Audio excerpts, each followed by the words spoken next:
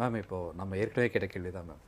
இந்த காலம் கடந்து பிறக்கக்கூடிய அந்த குழந்தைகளுக்கு என்ன மாதிரி பிரச்சனைகள் ஏற்படும் டாக்டர்? இது மிகவும் நல்ல கேள்வி. கரு முட்டைகள் வந்து வயசான பெண்மணிகளுக்கு அதோட குவாலிட்டி வந்து இம்பேர் ஆகிடும்.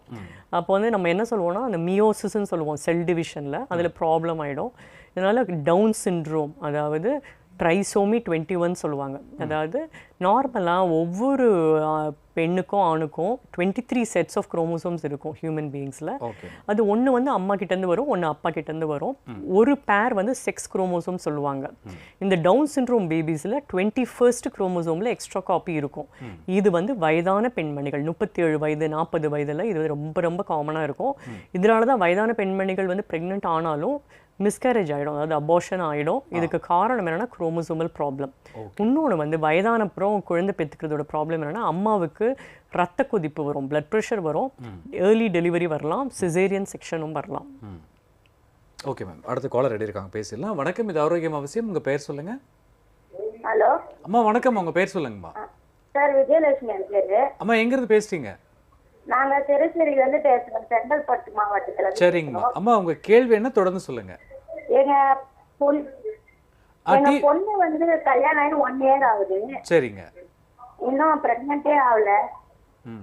ஒரு வருஷம் தான் ஆகுது இல்லைங்களா? ஆமா. சரி. என்ன வயதுமா? தைராய்டு இருக்கு சார். சரி, அப்படியே அவங்களுடைய வயசையும் சொல்லிடுங்கம்மா. இப்போ 20 சார். 20. ஓகே. நீங்கள் கவலையே பட வேணாம்மா. 20 வயதுலலாம் ஈஸியாக குழந்தை பிறந்துடும் யூஸ்வலாக.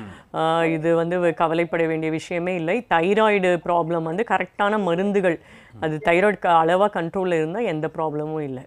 அம்மா அவங்க தைராய்டுக்கு மாத்திரைலாம் எடுத்துக்கிறாங்களா? கண்டிப்பா பிறக்குமா மேடம் குழந்தை?